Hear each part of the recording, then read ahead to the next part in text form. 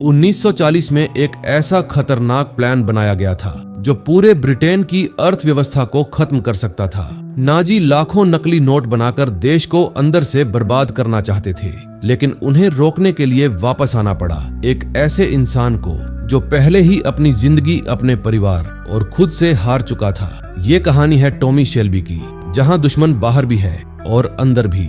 Film की शुरुआत 1940 से होती है, जहां नाजी सरकार कंसंट्रेशन कैंप्स में कैदियों से जबरदस्ती लाखों पाउंड के नकली नोट बनवाती है। उनका प्लान था कि इन नकली पैसों को ब्रिटेन में तस्करी करके वहां की बैंकिंग सिस्टम को बर्बाद कर दिया जाए और अर्थव्यवस्था को गिरा दिया जाए, जिससे जर्मनी युद्ध जीत सके। जब सारे नकली नोट सूटकेस में भर दिए जाते हैं तो उन्हें ट्रेनों के जरिए भेज दिया जाता है। दूसरी तरफ इंग्लैंड के बर्मिंघम शहर में एक हथियार फैक्ट्री में महिलाएं काम रही थीं, जबकि जर्मन विमान शहर पर बमबारी कर रहे थे। उसी दिन एक कर्मचारी का जन्मदिन होता है, इसलिए वे सभी मिलकर उसका जन्मदिन मनाते हैं। लेकिन यह खूबसूरत पल ज्यादा देर नहीं टिकता। अचानक एक बम फैक्ट्री पर गिरता है और जोरदार धमाके के साथ पूरी फैक्ट्री उड़ जाती है, जिससे वहां मौजूद सभी मजदूरों की मौत हो जाती है। इसी बीच टॉमी को दिखाया जाता है। वो पहले पीकी ब्लाइंडर्स गैंग का लीडर था, जो इंग्लैंड का सबसे ताकतवर गैंग था, लेकिन अब वो गांव में अकेला रहकर अपनी आत्मकथा लिख रहा है। सुबह उसका असिस्टेंट जॉनी उसे बताता है कि उनका शहर बर्मिंघम बमबारी में तबाह हो गया है, लेकिन टॉमी इस पर कोई प्रतिक्रिया नहीं देता। जॉनी यह भी बताता है कि उसकी मुलाकात एक महिला से हुई जो शहर छोड़कर भाग रही थी। उसने मुझे पुराने दिनों से पहचान लिया और पूछा कि टॉमी के साथ क्या हुआ, जो कि जिप्सियों का राजा हुआ करता था। जॉनी ने उसे बताया कि टॉमी ने दुनिया से दूरी बना ली है और अब वो सिर्फ लिखने में लगा हुआ है। जब टॉमी अपनी किताब पर काम कर रहा था, तभी उसे फोन की घंटी सुनाई देती है। वो उसे बंद करने के लिए टेबल से उठता है, लेकिन तभी उसे अपने आंगन में किसी के भागने की आहट सुनाई देती है। कुछ पल के तनाव के बाद वो गुस्से में टेबल पर जोर से हाथ मारता है। इसके बाद वो टहलने निकलता है और एक पेड़ की शाखा पर एक लाल रंग का स्कार्फ लटका हुआ पाता है। बाद में लिखते समय वो बताता है कि हाल ही में उसे अपनी मरी हुई बेटी के दर्शन होते रहते हैं, जैसे उसकी आत्मा उसे सताती हो। लेकिन वो स्कार्फ असली था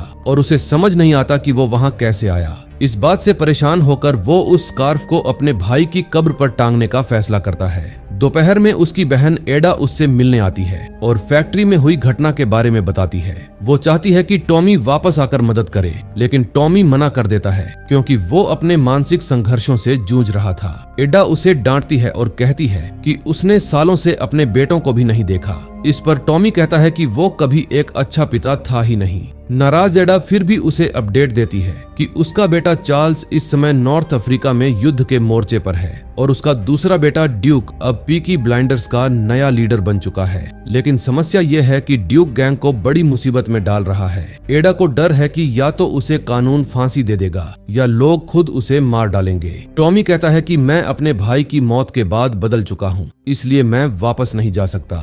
उधर बर्मिंघम में फायर फाइटर्स और पुलिस वाले तबाह हुई फैक्ट्री को संभालने में लगे थे। उसी समय पीकी ब्लाइंडर्स वहां पहुंच जाते हैं और पुलिस जानती है कि वे उन्हें रोक नहीं सकते। गैंग जबरदस्ती फैक्ट्री का दरवाजा तोड़कर अंदर घुसती है और जो भी हथियार धमाके में बच गए थे उन्हें लूटने लगते हैं। फैक्ट्री का मालिक इसका विरोध करता है तो ड्यूक उसे बताता है कि उनके पास बर्मिंघम पुलिस के चीफ इंस्पेक्टर की परमिशन है और उसे कुछ पैसे भी देता है। मालिक जब फिर भी पुलिस से शिकायत करने को कहता है तो ड्यूक का दाहिना हाथ एलिजाह ऐलान करता है कि जो भी उन्हें रोकने की कोशिश करेगा उसके परिवार को पीटा जाएगा। फैक्ट्री मालिक कहता है कि वो उनसे नहीं डरता। तभी ड्यूक उसे बेरहमी से मार गिराता है। यह देखकर उसके कर्मचारी तुरंत प्रतिक्रिया देते हैं, लेकिन पीकी ब्लाइंडर्स उन्हें भी बुरी तरह पीट देते हैं और आसानी से लड़ाई जीत जाते हैं। जब कोई उन्हें रोकने वाला नहीं बचता तो गैंग आराम से सारे हथियार लूट कर ले जाता है। कुछ समय बाद एडा बर्मिंघम लौटती है और अपने बेटे कार्ल को लेकर फैक्ट्री पहुंचती है, लेकिन वहां के मजदूर उसे घेर लेते हैं और उस पर गुस्सा निकालते हैं क्योंकि पीकी ब्लाइंडर्स की वजह से हालात और खराब हो गए थे।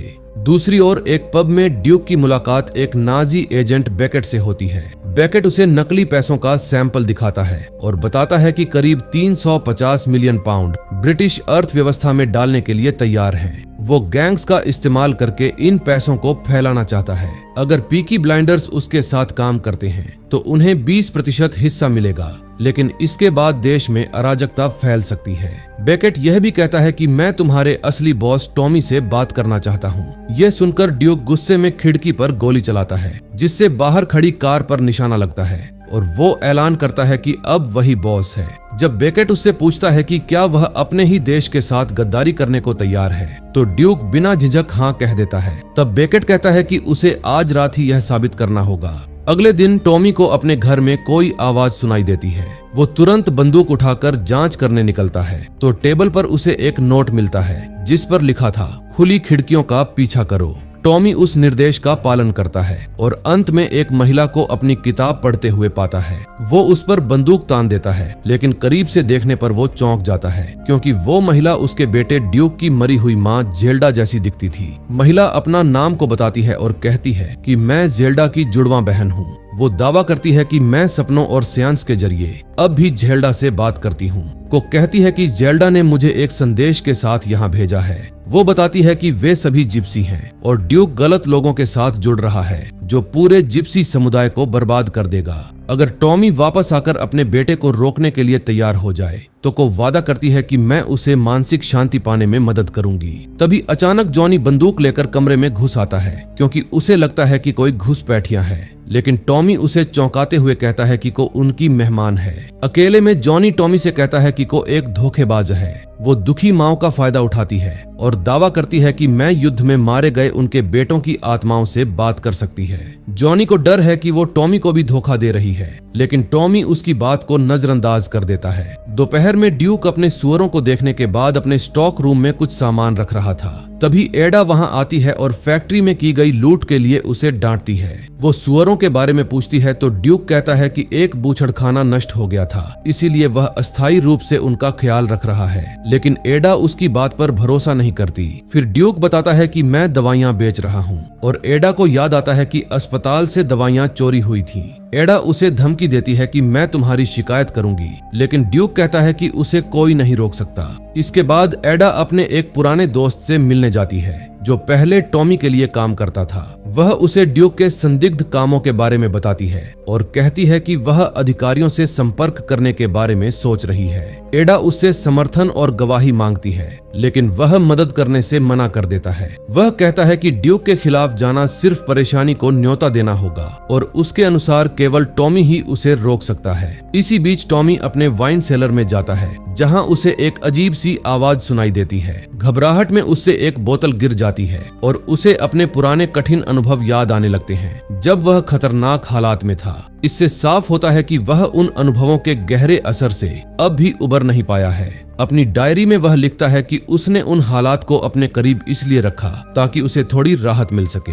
फिर वह एक सिगरेट जला लेता है। बाद में को उसे अचानक जगा देती है। वह वही लाल स्कार्फ लेकर आती है और उसके भाई के बारे में पूछती है। टॉमी बात करने से मना करता है, लेकिन को जिद करती है और कहती है कि वह असल में जेल्डा है, जो अपनी बहन के जरिए उससे संपर्क कर रही है। जब टॉमी इस पर भरोसा नहीं करता तो वह कहती है कि यह स्कार्फ उसकी बेटी ने छोड़ा था और उसने उसके भाई से भी बात की है। वह टॉमी के वही शब्द दोहराती है जो उसने कब्र पर कहे थे, जिससे टॉमी चौंक जाता है। अब टॉमी उसकी बातों में दिलचस्पी लेने लगता है, लेकिन को कहती है कि वह और बातें तभी बताएगी जब टॉमी ड्यूक की मदद करने के लिए तैयार होगा। टॉमी कहता है कि वह अब पहले जैसा इंसान नहीं रहा, तो को जवाब देती है कि वह उसे फिर से वैसा बना सकती है। इसके बाद दोनों के बीच नजदीकियां बढ़ती हैं और को उन जगहों का जिक्र करती है जहां वे पहले छुप कर मिला करते थे, ताकि वह यह साबित कर सके कि वह सच में जेल्डा ही है। फिर को टॉमी को बताती है कि उसका भाई उसे उस घटना के लिए दोषी नहीं मानता। लोग मानते हैं कि उसकी मौत एक गलतफहमी भरे हादसे का नतीजा थी। टॉमी उसे चुप कराने की कोशिश करता है, लेकिन आखिरकार वह सच्चाई बता देता है। वह कहता है कि उसका भाई उसकी कार लेकर चला गया था और वह उसके पीछे गया। उस रात धुंध थी और उसका भाई ठीक हालत में नहीं था। उसने टॉमी को पहचानने में गलती कर दी। हालात बिगड़ गए और उस टकराव के दौरान एक दुखद घटना हो गई। को उसे दिलासा देती है और कहती है कि उसे अब आगे बढ़ना चाहिए। वह अपनी बेटी और भाई को नहीं बचा पाया, लेकिन अभी भी अपने बेटे के लिए बहुत कुछ कर सकता है। शाम के समय बर्मिंघम पर फिर से बमबारी होती है। लोग तेजी से शेल्टर की ओर भागते हैं। एडा इस मौके का फायदा उठाकर वहां मौजूद सभी लोगों से एक साथ बात करती है। वो ड्यूक को रोकना चाहती है, लेकिन इसके लिए उसे उनकी गवाही चाहिए ताकि वो मिलिट्री पुलिस के पास जा सके। इसी बीच ड्यूक की मुलाकात फिर से बेकेट से होती है और उसके साथ होता है वर्जिल, जो ब्रिटिश फासिस्ट लीग का डिप्टी हेड है। वर्जिल नकली पैसों को पूरे देश में फैलाने में मदद करेगा, इसलिए वो पूरी योजना पर चर्चा करना चाहता है। ड्यूक अपना प्लान बताता है। वो 3 नहर की नावों का इस्तेमाल करके पैसे इकट्ठा करेगा। यह सुनकर वर्जिल प्रभावित होता है, लेकिन तभी बेकेट खुलासा करता है कि उसे जानकारी मिली है कि वर्जिल एक गद्दार है, इसलिए उस पर भरोसा नहीं किया जा सकता। यह सुनते ही ड्यूक बिना झिझक वर्जिल को गोली मार देता है। इस घटना के बाद ड्यूक काफी घबराया हुआ था। बेकेट उसे भरोसा दिलाता है कि वो बहुत ताकतवर लोगों के साथ काम करता है और ड्यूक सुरक्षित रहेगा। वो बताता है कि जल्द ही ड्यूक को लिवरपूल जाकर नावों से पैसे इकट्ठे करने होंगे। बेकेट के जाने के बाद ड्यूक गुस्से में बोतल तोड़ देता है। लिवरपूल में पैसों से भरे सूटकेस लेकर जहाज आखिरकार पहुंच जाते हैं। अगली सुबह टॉमी खुद को बिस्तर पर अकेला पाता है। उसके पास वही लाल स्कार्फ होता है। वह उसे फिर से अपने भाई की कब्र पर रखता है और आखिरकार एक फैसला लेता है। वो अपने पुराने कपड़े पहनता है, अपनी कार निकालता है और ऐलान करता है कि वो बर्मिंघम जा रहा है। जॉनी बहुत चिंतित होता है और उसे यह सब पागलपन लगता है, इसलिए वो भी उसके साथ जाने की जिद करता है। इसी बीच ड्यूक एक महिला के साथ रात बिताने के बाद सुबह उठता है। बेकेट वहां आता है और उसे बताता है कि एडा ने शेल्टर में क्या किया। वो चाहता है कि ड्यूक एडा को मार दे, इससे पहले कि वो मिलिट्री पुलिस तक पहुंच जाए। बेकेट यह भी कहता है कि उसे अपने बेटे पर शर्म आती है, लेकिन अगर ड्यूक उसका बेटा होता तो उसे उस पर गर्व होता।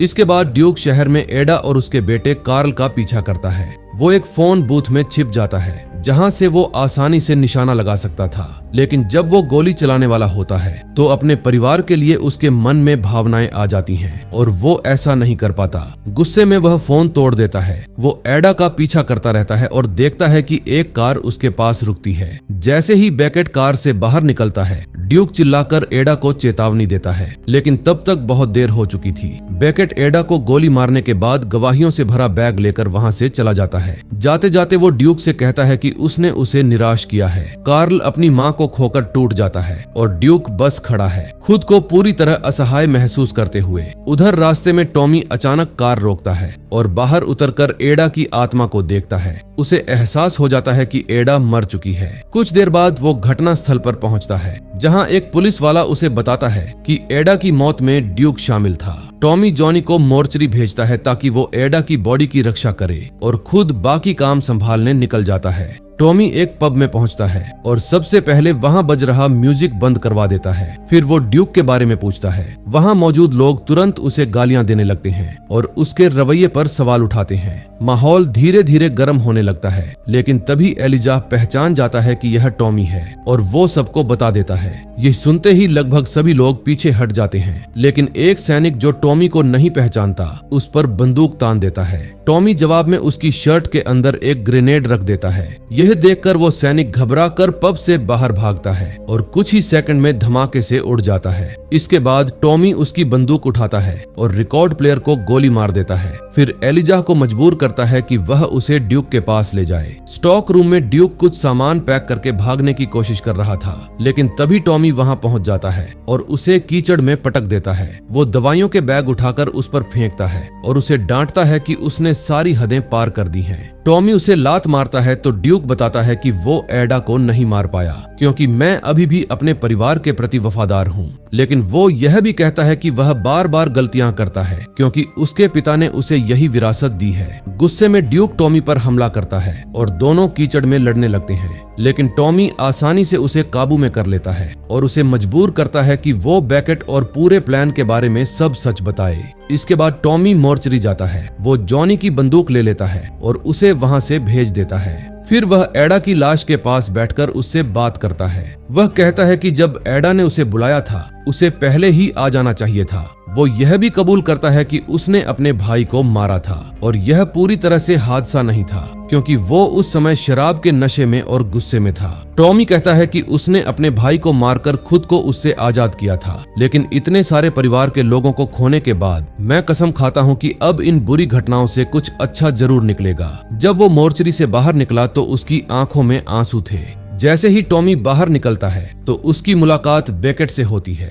और दोनों एक दूसरे पर गोली चलाने लगते हैं। डरे हुए घोड़े इधर उधर भागने लगते हैं और दोनों आदमी जगह बदल बदल कर खुद को बचाने की कोशिश करते हैं। बेकेट टॉमी को समझाने की कोशिश करता है कि हिटलर सही है, समाज को खराब खून से साफ करना जरूरी है, और वो मानता है कि युद्ध को बमों की बजाय नकली पैसों से खत्म करना बेहतर तरीका है। जब बेकेट की गोलियां खत्म हो जाती हैं, तो वो घोड़ों को आगे करके उन्हें ढाल की तरह इस्तेमाल करता है और भाग जाता है। टॉमी एक घोड़े पर सवार होकर शहर की सड़कों से गुजरता है, जहां लोग उसे एक राजा की तरह वापस स्वागत करते हैं। पब में ड्यूक शराब में अपने गुनाहों को डुबाने की कोशिश कर रहा था को वहां आती है और बताती है कि जेल्डा की आत्मा ने उसे पहले ही बताया था कि एक दिन टॉमी और ड्यूक साथ काम करेंगे। अब यह ड्यूक का मौका है सही काम करने का। वो उसे एक गोली देती है और कहती है कि नाजियों को खत्म करने के बाद उसे टॉमी को मारना होगा। को कहती है कि उसने टॉमी को मानसिक शांति देने का वादा किया है और यह तभी संभव है जब टॉमी मर जाए। अगर टॉमी मरता है तो ड्यूक नया जिप्सी किंग बन सकता है, जो उसकी माँ का सपना था। थोड़ी देर बाद टॉमी और ड्यूक मिलते हैं और साथ काम करने का फैसला करते हैं। एडा के अंतिम संस्कार में उसका शव एक जिप्सी गाड़ी में रखा जाता है। उसमें कुछ तस्वीरें भी रखी जाती हैं। टॉमी उस गाड़ी को आग लगा देता है और जलती हुई लपटों को देखते हुए अपने दुख से जूझता है। रात में ड्यूक बेकेट को फोन करके चेतावनी देता है कि टॉमी उसके पीछे आने वाला है, लेकिन फिर भी मैं तुम्हारी मदद करने के लिए तैयार हूँ। और बेकेट उसे प्लान पूरा करने के बदले 70 मिलियन देने को तैयार हो जाता है। इसी बीच टॉमी को डॉकयार्ड के बॉस स्टैग से जानकारी मिलती है, जहां संदिग्ध वेयरहाउस और नावें मौजूद हैं। टॉमी, ड्यूक और स्टैग मिलकर एक प्लान बनाते हैं। टॉमी वाटरलू टनल का इस्तेमाल करना चाहता है, जो पहले ही आधा गिर चुका है और बंद कर दिया गया है, लेकिन टॉमी कहता है कि वो अंदर जाने का रास्ता ढूंढ लेगा। लिवरपूल में जर्मन सैनिक नावों का इंतजार कर रहे थे। जैसे ही नावें आती हैं, गोलीबारी शुरू हो जाती है। स्टैग पहले से लगाए गए विस्फोटकों को एक्टिव करता है और पानी में कूद जाता है। नाव टकराती है और एक जोरदार धमाके में सारे सैनिक मारे जाते हैं। वेयरहाउस में बेकेट को पता चलता है कि ड्यूक ने उसे धोखा दिया है। ड्यूक कहता है कि उसने सिक्के की बात नहीं मानी, बल्कि सही रास्ता चुना। तभी एक धमाका होता है और ड्यूक भाग जाता है। टॉमी अंदर आता है और पीकी ब्लाइंडर्स बाकी बचे नाजियों को खत्म कर देते हैं। टॉमी नकली पैसों के बीच लैंड माइन लगा देता है, जिससे पूरा प्लान नष्ट हो जाता है। बेकेट कार से टॉमी की ओर आता है और उसे 2 गोलियां मारता है, लेकिन टॉमी भी उसे सिर में गोली मारकर खत्म कर देता है। कार टॉमी की ओर बढ़ती रहती है, लेकिन ड्यूक उसे धक्का देकर बचा लेता है। गंभीर रूप से घायल टॉमी ड्यूक को बंदूक देता है और कहता है कि मुझे खत्म कर दे। पहले ड्यूक मना करता है, लेकिन टॉमी के कहने पर वो ट्रिगर दबा देता है। पीकी ब्लाइंडर्स अपने बॉस को अलविदा कहते हैं और टॉमी एक कविता बोलते हुए दम तोड़ देता है। गैंग ड्यूक को नया जिप्सी किंग घोषित कर देती है। कुछ समय बाद को टॉमी की किताब ड्यूक को देती है। गैंग एक गाड़ी के आसपास इकट्ठा होती है, जिसमें टॉमी का शरीर, तस्वीरें और बचे हुए नकली पैसे थे। ड्यूक उस गाड़ी को आग लगा देता है। यहीं खत्म होती है टॉमी शेल्बी की कहानी, एक ऐसे इंसान की जिसने दुश्मनों से ज्यादा अपने अंदर के अंधेरे से लड़ाई लड़ी थी।